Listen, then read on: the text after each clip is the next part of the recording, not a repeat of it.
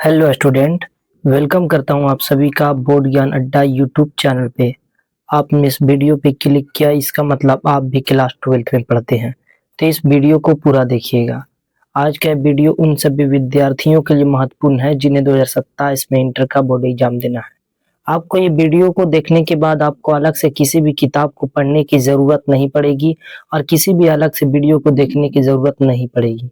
ठीक है, आज का इस वीडियो में क्लास 12 हिस्ट्री का चैप्टर 2 का पार्ट 7 होने वाला है, तो इसे वीडियो में पूरी तरीके से बने रहिएगा।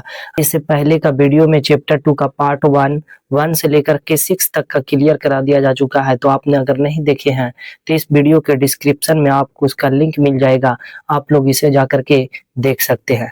तो अगर आप भी सीरियस हैं और 2027 के एग्जाम में आप भी अगर 2027 के एग्जाम में 95% अंक प्राप्त करना चाहते हैं तो आपके लिए ये वेरी वेरी महत्वपूर्ण क्लास होने वाला है। इसलिए वीडियो को पूरा देखिएगा और अगर अच्छा लगेगा तो इसे लाइक कर दीजिएगा और एक छोटा सा कमेंट जरूर करिएगा। चैनल पे अगर नए हैं तो इसे सब्सक्राइब कर दें, है ना। तो चलिए बिना समय को बर्बाद किए ही शुरू करते हैं आज का इस सेशन को। मैं गारंटी लेता हूं कि आपको पूरा वीडियो देखने के बाद आपको अलग से किताब पढ़ने की जरूरत नहीं पड़ेगी, क्योंकि इसी वीडियो में आपको सारे टॉपिक याद हो जाएंगे। आज का मेन टॉपिक है महत्वपूर्ण ग्रंथ से जुड़ी जानकारी के बारे में देखेंगे कि महत्वपूर्ण कौन कौन सी ग्रंथ है जिससे हमें क्या क्या जानकारियां देखने को मिलती है।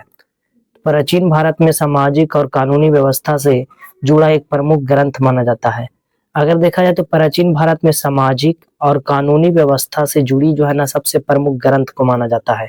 सबसे प्रमुख कौन होता है तो ग्रंथ को माने जाते हैं, और इस ग्रंथ की रचना एक विद्वान के द्वारा की गई थी जिसका नाम मनु बताया जाता है। क्या नाम बतलाया जाता है तो मनु नाम याद रखना है, मनु बतलाया जाता है। और यह ग्रंथ की अगर भाषा की बात करें तो ये भाषा विद्वान की भाषा में लिखा गया था, जिसे यानी प्राचीन भाषा में लिखा गया था। ठीक है, प्राचीन भाषा, और इसी प्राचीन भाषा को विद्वान की भाषा कहा जाता है। ठीक है, तो महत्वपूर्ण ग्रंथ जो है ना ये प्राचीन भारत की सामाजिक और भी सामाजिक कानूनी व्यवस्था से जुड़ा जानकारी पता चलता है। इसकी रचना मनु के द्वारा किया गया था और ये प्राचीन भाषा में लिखा गया है जिसे विद्वान की भाषा कहा जाता है। इसमें शासन व्यवस्था, न्याय प्रणाली, सामाजिक नियम से जुड़ी कई निर्देश दिए गए थे और जो राज्य संचालन और समाज नियंत्रण के लिए मार्गदर्शन माने जाते हैं, है ना। मार्गदर्शन जैसे कि राज्य के संचालन, राज्य को चलाने के लिए, समाज को नियंत्रण करने के लिए, ये सब जानकारी जो है ना हमें किस में तो ग्रंथ में देखने के लिए मिलती है। और ये प्राचीन ग्रंथ की रचना मनु नामक व्यक्ति के द्वारा किया गया था। और ये भाषा कौन सी है तो ये प्राचीन भाषा में है जिसे विद्वान की भाषा कही जाती है। ठीक है, तो इसे याद रखना है। अगला टॉपिक है भूमि दान की परंपरा क्या थी इस समय में। तो भूमि दान की परंपरा की अगर बात करें तो इतिहास में कई स्थानों से ऐसे प्रमाण मिले हैं जहां भूमि दान की परंपरा प्रचलित थी। भूमि को दान में दिया जाता था, भूमि दान प्रचलित में थी, भूमि दान किया जाता था। लोगों को भूमि जो है वो दान में दे दिया जाता था। कहीं छोटे खेत दान में दिए जाते थे तो कहीं बड़े बड़े भूभाग सौंप दिए जाते थे। किसी को भी दान में जो है ना भेंट चढ़ा दिया जाता था, दान दे दिया जाता था। किसी क्षेत्र में छोटे खेत दिए जाते थे तो कहीं पास से बड़े बड़े भूभाग को ही दान कर दिया जाता था। कुछ विद्वान का मत है, कुछ विद्वान का कहना है, कुछ विद्वान का कहना है कि इससे खेती के विस्तार को बढ़ावा मिला, है ना। दान देने से खेती का विस्तार बढ़ा। और अन्य इतिहासकार मानते हैं कि यह एक राजनीतिक रणनीति थी। राजनीतिक को चलाने के लिए राजनीतिक रणनीति थी, तो अलग अलग इतिहासकारों को अलग अलग मानना है। कुछ इतिहासकार का कहना है कि भूमि को दान में दिया जाता था, है ना। कहीं बड़े बड़े भूभाग को दे दिए जाते थे तो कहीं छोटे खेत को दे दिए जाते थे। कुछ विद्वान का कहना है तो खेती का विस्तार बढ़ा इसको देने से, भूमि दान करने से।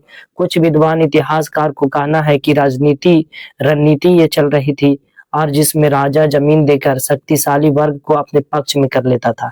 कुछ विद्वान ये कहते हैं कि ये राजनीति रणनीति थी और भूमि को दान में देने के बाद शक्तिशाली वर्ग को अपने पक्ष में कर लिया करते थे, ये भी बतलाया जाता है। और कुछ प्रभावशाली महिलाएं भी दान करती थी, कुछ प्रभावशाली महिलाएं भी दान किया करती थी। ठीक है, लेकिन धार्मिक नियम के अनुसार समान महिलाओं को भूमि पर अधिकार नहीं दिया जाता था।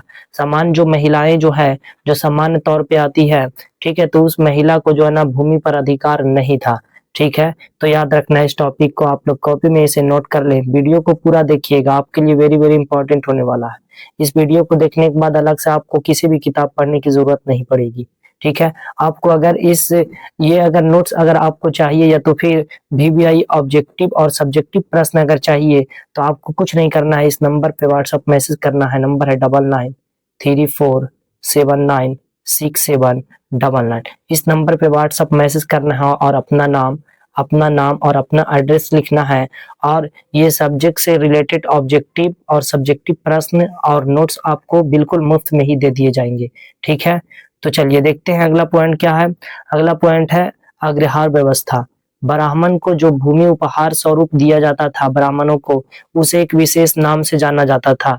यह जमीन कर मुक्त होती थी, इस पे कर नहीं लिया जाता था, इस पे कर नहीं लिए जाते थे, यानी इस पर किसी प्रकार का कोई भी कर नहीं देना पड़ता था, कोई भी कर नहीं देना पड़ता था।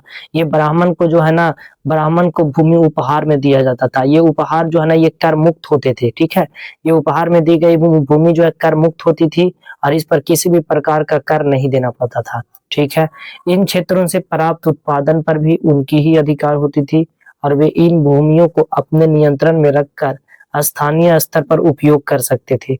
ये भूमि जो है ना अपने नियंत्रण में रखा करते थे और इसे स्थानीय रूप से अपने उपयोग में लाने के लायक उपयोग यानी कि अपने उपयोग में ला सकते थे। ठीक है, वीडियो में पूरी तरीके से बने रहिएगा। ठीक है, नए नगरों का विकास। कुछ नगर पहले छोटे गांव हुआ करते थे, लेकिन समय के साथ उन्हें राजधानी और प्रशासनिक केंद्र का दर्जा दे दिया गया। पहले क्या हुआ करता था, तो पहले जो है ना पहले कुछ गांव हुआ करते थे, लेकिन समय के साथ साथ उसमें परिवर्तन हुआ, राजधानी या शक्तिशाली केंद्र का दर्जा मिल गया, राजधानी या शक्तिशाली केंद्र बन गया। ठीक है, वीडियो अगर अच्छा लग रहा है तो एक छोटा सा कमेंट जरूर करिएगा और वीडियो को लाइक कर दें। चैनल पे अगर नए हैं तो सब्सक्राइब जरूर कर दीजिएगा। ठीक है, बढ़ते हैं अगले पॉइंट की ओर। अगला पॉइंट, राजकीय संरक्षण मिलने पर स्थान बड़े नगरों में बदल जाया करते थे और व्यापारिक रास्ते और संरचना मार्गों के पास बसे नगर तेजी से विकसित हुए और ऐसे नगर प्रशासन, व्यापार और संस्कृति के केंद्र बन गए थे। प्रशासन के केंद्र बन गए और व्यापार के जो है ना केंद्र बन गए थे। ठीक है, अगला पॉइंट है नगरों की जनसंख्या व सामाजिक संरचना। तो नगरों की संरचना और सामाजिक संरचना क्या है, तो नगर में उच्च वर्ग के लोग विशेष प्रकार के महंगे वस्त्र पहना करते थे और वो सब जो लोग जो है ना कहाँ रहा करते थे, तो वो सब लोग जो है ना नगर में रहा करते थे। जो नगर में रहने वाले लोग थे वे इस विशेष प्रकार के महंगे कपड़े पहना करते थे। ठीक है, कहाँ रहते थे, तो नगर में रहा करते थे और यह वस्त्र विशेष प्रकार के कपड़े से बनाए जाते थे जो केवल संपन्न वर्ग को ही उपलब्ध होते थे और शहरों में विभिन्न पेशों से जुड़ी लोग रहा करते थे। जैसे आज के जमाना में देखेंगे तो बड़े बड़े जो लोग हैं जिसके पास में ज्यादा रुपया है, वो सब जो है ना ज्यादा महंगा से महंगा गाड़ियां यूज करते हैं, महंगे से महंगे कपड़े पहना करते हैं, बहुत ही अच्छे अच्छे सूट बूट पहना करते हैं। ठीक इसी तरीके से उस समय में भी चलता था कि जो शहर में लोग रहते थे वो महंगे वस्त्र जो है ना पहना करते थे और इसे केवल पहनने का कार्य जो है ना संपन्न वर्ग को ही उपलब्ध था। शहर में विभिन्न पेशे से जुड़े लोग रहते थे, अलग अलग पेशा अलग अलग कार्य करने वाले लोग रहा करते थे, जिसमें जैसे कारीगर रहा करते थे, शिल्पकार रहते थे, धातु कर्मी, व्यापारी और व्यावसायिक वर्ग भी शहर में रहा करते थे। छोटे अभिलेख और दस्तावेज में लोगों के नाम और उनके कार्यों का उल्लेख देखने को मिलता है। ठीक है, अगला पॉइंट है विदेशी व्यापार प्रणाली। विदेशी व्यापार प्रणाली जिसमें नदियों, सड़कों और समुद्री मार्गों के माध्यम से अंतरराष्ट्रीय व्यापार का विस्तार हुआ। जैसे नदियों के द्वारा, सड़कों और समुद्री मार्गों के माध्यम से अंतरराष्ट्रीय व्यापार का विस्तार बढ़ गया। अब भारत में मसाले, औषधि, वस्तु और वस्त्र जो है ना देशों से भेजे जाते थे। मतलब ये था कि नदी और सड़क और समुद्री मार्ग से व्यापार जो है ना एक राष्ट्र से अंतरराष्ट्रीय यानी कि एक देश से कई देशों के साथ व्यापार होने लगा था और भारत में मसाले, औषधि वस्तु और वस्त्र अन्य देशों में भेजे जाया करते थे। भारत से जो है ना बहुत सारे मसाले को, औषधि को, ये सब को जो है ना अन्य जो है ना किसी दूसरे देश में यहाँ से भेजे जाते थे। ठीक है, विदेशी क्षेत्रों में भारतीय वस्तुओं की भारी मांग हुआ करती थी, बहुत ज्यादा जो है भारतीय वस्तु का मांग हुआ करता था, इसलिए भारत से बहुत सारे चीजों को भारत से दूसरे अन्य देशों में भेज दिया जाता था। ठीक है, अगर अच्छा लग रहा है, समझ में आ रहा है तो इसे लाइक जरूर से जरूर कर दीजिएगा और वीडियो में पूरी तरीके से बने रहिएगा। देखते हैं इस व्यापार से आर्थिक समृद्धि में वृद्धि हुई और सांस्कृतिक संपर्क भी बढ़ गया। ठीक है, इस जो है ना व्यापार करने से आर्थिक स्थिति में सुधार हुई, आर्थिक स्थिति में वृद्धि हुई और सांस्कृतिक संपर्क भी जो है ना धीरे धीरे चेंज होने लगा, सांस्कृतिक परंपरा में भी परिवर्तन होने लगा। उसके बाद आता है मुद्राएं यानी कि सिक्के। प्रारंभिक दौर में लेन देन के लिए चांदी और तांबे का धातु से बने सिक्कों का प्रयोग होता था। प्रारंभ के दौर में सिक्के जो बने होते थे किस चीज के, तो तांबे चांदी के और तांबे से, है ना, धातु से बनी जो है ना सिक्कों का प्रयोग होता था। स्वर्ण मुद्राएं का प्रचलन विशेष रूप से कुषाण शासक के समय में बढ़ा था। कौन सी मुद्रा, तो स्वर्ण मुद्रा का प्रचलन विशेष रूप से किसमें बढ़ा, तो कुषाण शासक के समय में बढ़ा था। हिंदी यूनानी राजाओं ने अपने नाम और चित्र अंकित कर मुद्रा निर्माण की परंपरा को आगे बढ़ाया। दक्षिण भारत के क्षेत्रों में रोमन साम्राज्य से जुड़ी सिक्कों का विशेष प्राप्त हुए थे और तांबे की मुद्राएं सामान्य लेन देन में अधिक मात्रा में उपयोग की जाती थी। 6वीं शताब्दी ईस्वी के बाद स्वर्ण मुद्रा की संख्या में उल्लेखनीय कमी देखने को यानी कि देखी गई। मतलब यह है कि प्रारंभिक दौर में चांदी और तांबे यानी धातु से बने हुए सिक्कों का प्रयोग होता था और स्वर्ण मुद्रा का प्रचलन कुषाण शासक के दौर में हुआ था, इसे याद रखना है। और हिंदी और यूनान के राजा जो है ना अपना नाम और अपने चित्र को सिक्के में अंकित करवाया करते थे। मतलब सिक्के हैं, सिक्के पर अपना फोटो लगा देंगे या अपना नाम लिखवा दिया करते थे। दक्षिण भारत के क्षेत्रों में रोमन साम्राज्य से जुड़ी सिक्कों का अवशेष हमें प्राप्त हुए हैं। दक्षिण भारत में, है ना, दक्षिण भारत के क्षेत्र में रोमन साम्राज्य से जुड़ी सिक्के का अवशेष मिले हैं। तांबे की मुद्राएं सामान्य लेन देन में अधिक मात्रा में उपयोग की जाती थी और छठी शताब्दी ईस्वी के बाद यानी स्वर्ण मुद्राएं की संख्या में और यानी कि उल्लेखनीय कमी देखी गई थी, है ना, बहुत ही कमी देखने की मिली थी। कब, तो 6वीं शताब्दी ईस्वी के बाद।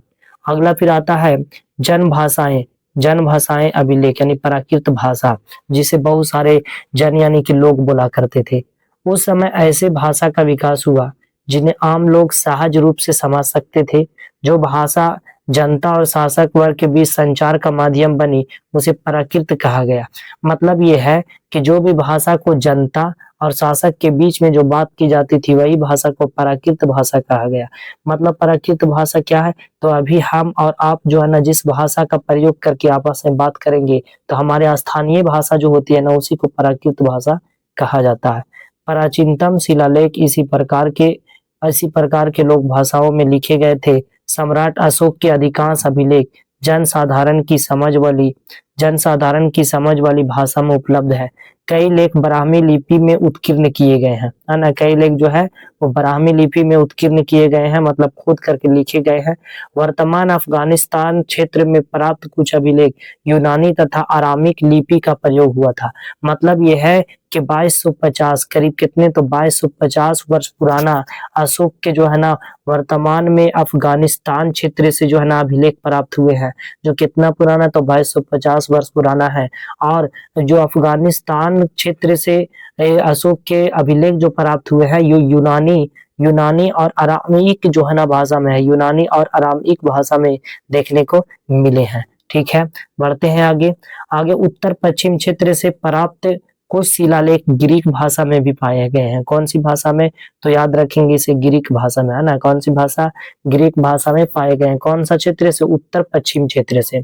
उसके बाद आता है शिलालेख क्या होते हैं। शिलालेख यानी अभिलेख क्या होते हैं, तो शिलालेख जब किसी संदेश या जानकारी को पत्थर, धातु या किसी पट्टिका या मिट्टी के सतह पर उकेरा जाता है तो उसे शिलालेख कहते हैं। ठीक है, तो आप लोग इसका स्क्रीनशॉट ले ले, वेरी वेरी महत्वपूर्ण होने वाला है ना। शिलालेख किसे कहते हैं, तो याद रखना जब किसी भी संदेश या जानकारी को पत्थर, धातु या किसी भी कठोर सतह पर उत्कीर्ण करके लिख दिए जाते हैं उसे शिलालेख कहते हैं। इनमें शासक के आदेश होते हैं, उनके विचार होते हैं, शासकों के विचार, धार्मिक संस्थानों के को दिए गए अनुदान का विवरण भी दर्ज होता है। किसमें, तो शिलालेख में। शिलालेख यानी अभिलेख में क्या क्या चीज रहता है, तो शासक के आदेश रहते हैं और शासक के विचार रहते हैं, धर्म से जुड़ी संस्थानों को दिए गए अनुदान जो होते हैं उसका विवरण लिखा होता है। और ये लंबे समय तक सुरक्षित रहने वाले साक्ष्य माने जाते हैं, जो लंबे समय तक रहते हैं। जैसे अगर एक जो है ना धातु, अगर लोहे को लेंगे, ये लोहा, इस पर खोद खोद करके कुछ ना कुछ जो है ना लिख दिया जाएगा तो ये ज्यादा समय तक बना रह जाएगा। तो यही क्या कहला जाता है, तो ये अभिलेख कहलाते हैं यानी शिलालेख कहलाते हैं। ये किसी पत्थर पर भी लिखा जा सकता है, लोहे पर लिखा जा सकता है, किसी कठोर सतहों पर लिखे जाते हैं। ये लंबे समय तक सुरक्षित रहते हैं क्योंकि इन्हें कठोर सतहों पर अंकित किए जाते हैं, लिखे जाते हैं, इसलिए ये लंबे समय तक बने रहते हैं। कुछ अभिलेख पर तिथि स्पष्ट रूप से लिखी मिलती है, जहां तिथि नहीं होती वहां लिपि और लेखन शैली के आधार पर समय का अनुमान लगाया जाता है। जैसे मानिए कि एक जो है ना पास में लोहे है और इस पर कुछ तिथि लिख दिया गया है। जैसे मान लेते हैं कि पानीपत का प्रथम युद्ध जो है ना 1526 में हुआ था, ठीक है।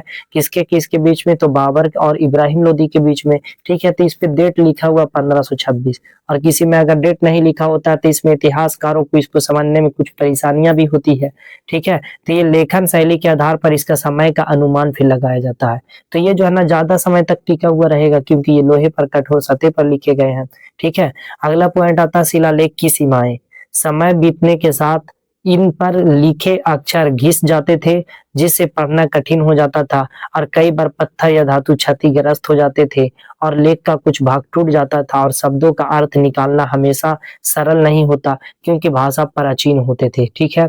तो कई बार जो है ना जो अभिलेख जो लिखे गए हैं किसी सतह पर, और ये सतह पर अभिलेख लिखे गए, ये कुछ समय पे हो सकता है घिस सकता है, या तो फिर यहाँ से भाग आधा टूट करके बिखर गया तो आधा भाग ही बचा, तो इसे पढ़ना बहुत ही मुश्किल हुआ करता था क्योंकि उस समय में भाषा जो है ना ये प्राचीन भाषा का भी प्रयोग किया जाता था, ठीक है।